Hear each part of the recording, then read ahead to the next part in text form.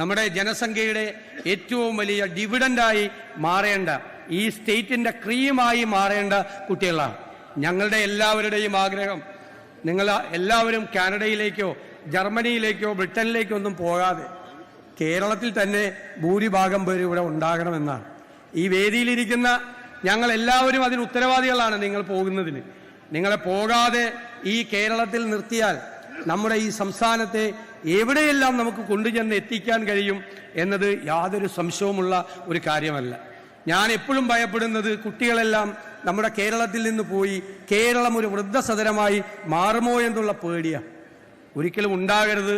എല്ലാവരും ചേർന്ന് നമ്മൾ തീരുമാനമെടുത്താൽ നമ്മുടെ കേരളത്തെ മാറ്റിമറിക്കാൻ നമുക്ക് കഴിയും. അതിനുള്ളൊരു കരുത്തുറ്റ ഒരു യുവത്വമാണ് കേരളത്തിൽ വളർന്നു വരുന്നത്. അവരാണ് വ്യത്യസ്തമായ കഴിവുകളുള്ള, നന്നായി പഠിക്കുന്ന മിടുമിടുക്കന്മാരുടെയും മിടുമിടുക്കികളുടെയും ഒരു കൂട്ടമാണവർ. അവരാണ് കേരളത്തിനെ മാറ്റിമറിക്കേണ്ടത്. നമ്മുടെ സ്വപ്നങ്ങളെ യാഥാർത്ഥ്യമാക്കേണ്ടത് നിങ്ങളാണ് എന്ന് ഞാൻ വിനയപൂർവ്വം ഞാൻ ഈ അവസരത്തിൽ സൂചിപ്പിക്കുന്നു. ബഹുമാനപ്പെട്ട അധ്യക്ഷൻ സംസാരിച്ചപ്പോൾ സിയ ഫാത്തിമയുടെ കാര്യം പറഞ്ഞു. എനിക്ക് വളരെ സന്തോഷം തോന്നി. ഈ നമ്മുടെ കലോത്സവ ചട്ടങ്ങൾ അത് ഭേദഗതി ചെയ്ത് ബഹുമാനപ്പെട്ട വിദ്യാഭ്യാസ മന്ത്രി മുൻകൈയെടുത്ത് അവർക്ക് ഓൺലൈനിൽ മത്സരത്തിൽ പങ്കെടുക്കാൻ ആ കുട്ടിക്ക് അനുവാദം കൊടുത്തു. ഞാൻ വിദ്യാഭ്യാസ മന്ത്രിയെ പ്രത്യേകമായി അക്കാര്യത്തിൽ അഭിനന്ദിക്കുകയാണ്.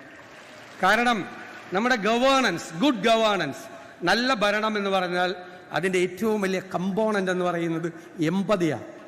പണ്ട് ഉമ്മൻചാണ്ടി തൻ്റെ പിതാവിൻ്റെ ഒരു സർട്ടിഫിക്കറ്റ് കിട്ടാൻ വേണ്ടി അലഞ്ഞു നടന്നൊരു കുട്ടിക്ക് വേണ്ടി ചട്ടം ഭേദഗതി ചെയ്തത് എനിക്ക് ഓർമ്മയുണ്ട്. അതാണ് ശ്രീ ശിവൻകുട്ടി ഇപ്പോൾ ഓർമ്മപ്പെടുത്തിയത്.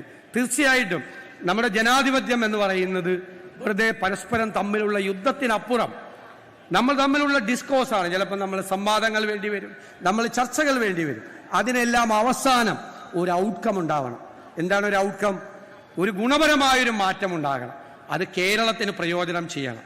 ഈ യുവജനോത്സവം നൽകുന്ന കരുത്തും അനുഭവവും നമ്മുടെ സംസ്ഥാനത്തിനും നമ്മുടെ രാജ്യത്തിനും പ്രയോജനകരമായി മാറട്ടെ എന്ന് മാത്രം ഞാൻ ആശംസിക്കുന്നു.